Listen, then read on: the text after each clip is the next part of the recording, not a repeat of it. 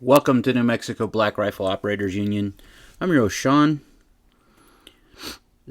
On the same kick that I guess I've been on checking out new stuff from SHOT Show, TFB Outdoors put out a new video today about Zastava's M77 coming back. Rather than being the 8mm Mauser, it's in .308 though.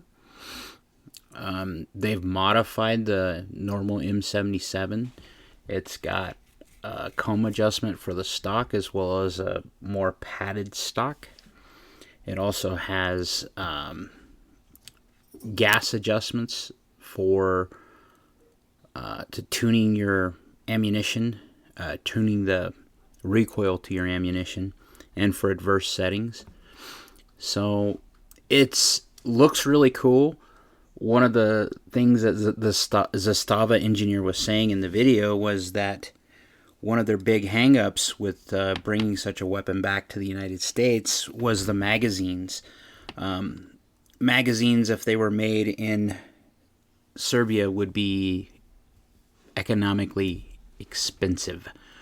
So they found an American manufacturer for their magazines. So the one hang-up I would have about owning this rifle, even though I like the AK, like the PSL style, like the M77, would be magazine compatibility. Sorry.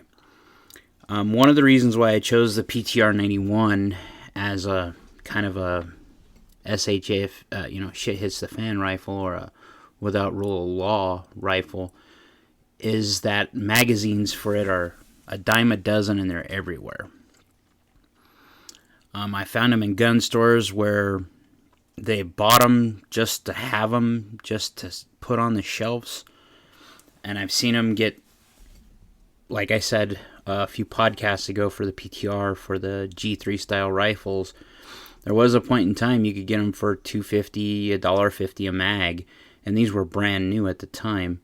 Almost brand new. They were issued once to the Bundeswehr and then handed back. Some of them still had wrapping on them. At least some of mine did.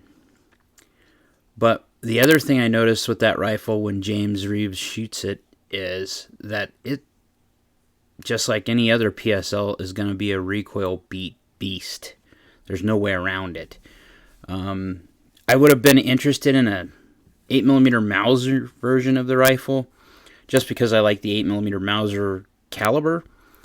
But the .308 version of the rifle, even though it is AK, and AK is only usually, in this style rifle and a battle rifle, I don't think I would choose this one specifically, because it still has the same problems that all AK variants do. So optics mounts, Zastava has a proprietary, well, not a proprietary one.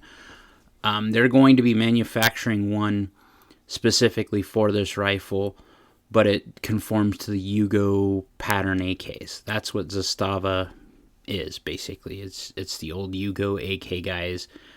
Serbia is now what used to be Yugoslavia.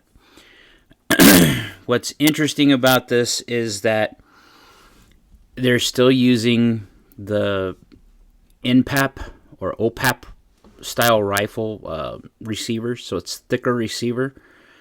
That lends better harmonics, I would imagine, and make it a more durable rifle for a .308.